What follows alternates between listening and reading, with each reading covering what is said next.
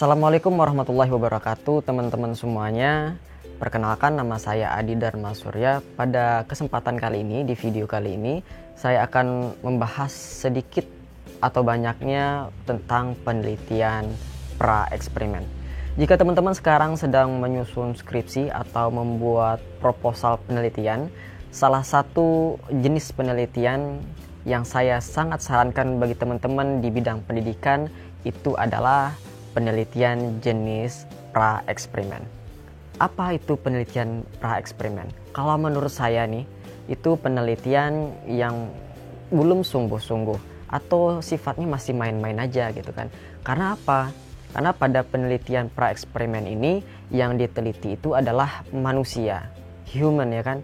Manusia itu banyak faktor-faktor yang mempengaruhi. Contoh, di dalam sebuah pembelajaran.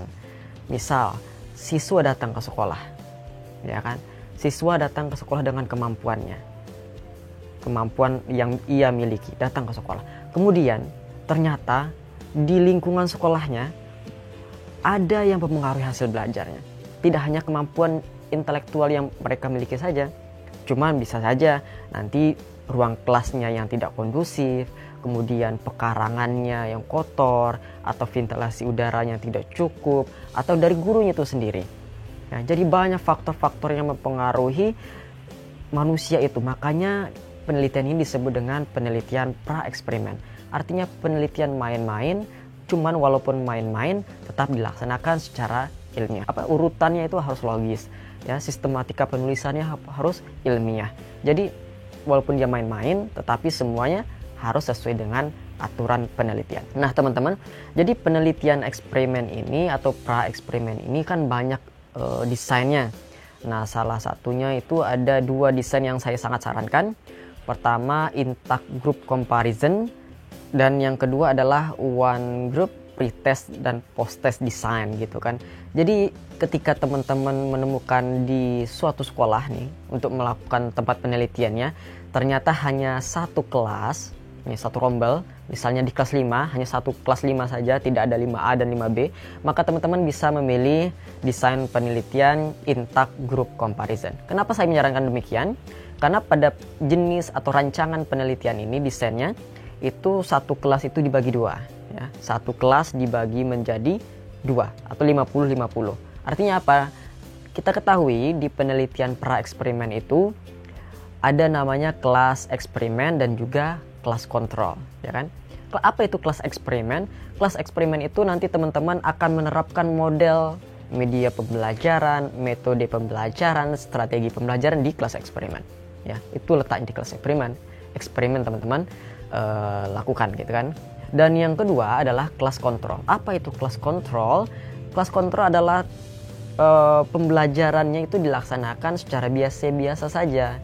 Ya, jika di eksperimen menggunakan model, berarti di kelas kontrol teman-teman tidak menggunakan model. Atau di kelas eksperimen menggunakan media pembelajaran, maka di kelas kontrol tidak menggunakan media pembelajaran. Jadi itu bedanya di kelas kontrol dan eksperimen. Nah, tadi kan ada satu kelas dibagi dua, berarti 50 untuk kelas eksperimen dan 50 untuk kelas kontrol. Nah, jika demikian, maka teman-teman sebelum menentukan nih, ini kan udah dibagi dua, ya kan? Seimbang nggak antara yang teman-teman bagi itu, maka harus diuji kesamaan rata-rata. Ya, uji kesamaan rata-rata. Bagaimana caranya? Itu rumusnya itu sama dengan uji hipotesis, ya kan?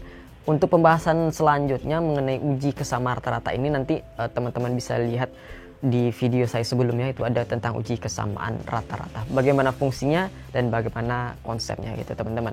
Nah sekarang setelah kelas dibagi menjadi dua, ya kan? Kelas dibagi menjadi dua, kemudian maka setelah diuji kesamaan rata-rata tadi nih, maka selanjutnya adalah mengundi. Ya, mengundi untuk menentukan mana sih kelompok kontrol dan mana sih kelompok eksperimen, ya kan? Undiannya pakai koin, boleh pakai koin ataupun pakai benda-benda yang lainnya. Yang penting diacak atau diundi gitu kan. Dan asalkan ada teorinya, teman-teman cantumkan di teorinya gitu kan. menurut saya sih itu ada di Sujana 2012 tentang lempar koin itu ada sih. Dan kemudian teman-teman setelah itu maka teman-teman bisa melaksanakan penelitiannya itu menggunakan model atau media yang teman-teman pilih dalam kelas eksperimen itu.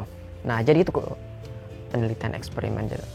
Nah, lanjut kita membahas tentang alurnya, ya kan? Alur penelitian pra eksperimen ini. Jadi penelitian ini diawali dengan sebuah masalah, ya kan? Nama juga penelitian pasti diawali dengan sebuah masalah. Apa itu masalah? Masalah artinya tidak sesuai dengan harapan kita. Kenyataan itu tidak sesuai dengan harapan yang kita inginkan, itu disebut dengan masalah. Nah, kita temukan nih di masalah pembelajaran IPA misalnya contohnya, gitu di SD gitu kan.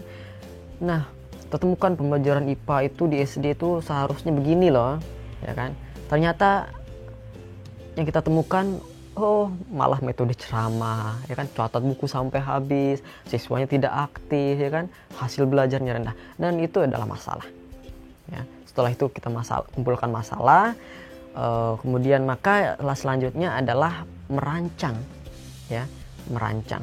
Apa yang harus kita rancang adalah model atau obatnya, ya kan, merancang obatnya, itu menyusun obatnya. Kira-kira apa sih obat paling tepat untuk mengatasi masalah tadi, ya, obat yang paling tepat untuk mengatasi penyakit yang kita temukan tadi saat observasi ataupun saat wawancara. Nah, begitu teman-teman. Nah, setelah menemukan obatnya nih, kira-kira ini, obatnya kira-kira model pembelajaran talking stick nih, ya kan? Kita pilih misalnya talking stick. Nah, kemudian maka kita akan laksanakan penelitian. Ini di luar teks ya, di luar bab 1, bab 2, bab 3. Nah, kita laksanakan penelitian nih. Ya, berarti kita harus membuat RPP dong, ya kan? RPP, silabus dan perangkat pembelajaran lainnya. Nah, kita laksanakan penelitian, ya, kemudian hasilnya adalah berupa post test, gitu kan? Post test inilah yang kita bandingkan antara kelas eksperimen dan juga kelas kontrol, gitu kan? Nah, kita bandingkan melalui uji hipotesis. Itu secara umum saja teman-teman, tidak saya rincikan karena terlalu panjang pembahasannya. Nanti saya akan bagi-bagi menjadi part-part, misalnya untuk uji kesamaan rata-rata, kemudian RPP-nya bagaimana, silabusnya, kemudian soalnya harus diuji coba, kemudian dianalisis, ya kan. Itu semuanya panjang sekali penelitiannya, maka tidak bisa dibahas dalam waktu video 10 menit atau 8 menit gitu teman-teman. Oke, itu saja dari saya, Adi Dharma Surya. Apabila teman-teman memiliki pertanyaan lebih lanjut mengenai penelitian pra eksperimen ini, silahkan komen di kolom komentar, ataupun bisa follow Instagram saya @adidharmasurya, atau bisa di Facebook saya juga Adi Dharma Surya. Terima kasih. Assalamualaikum warahmatullahi wabarakatuh.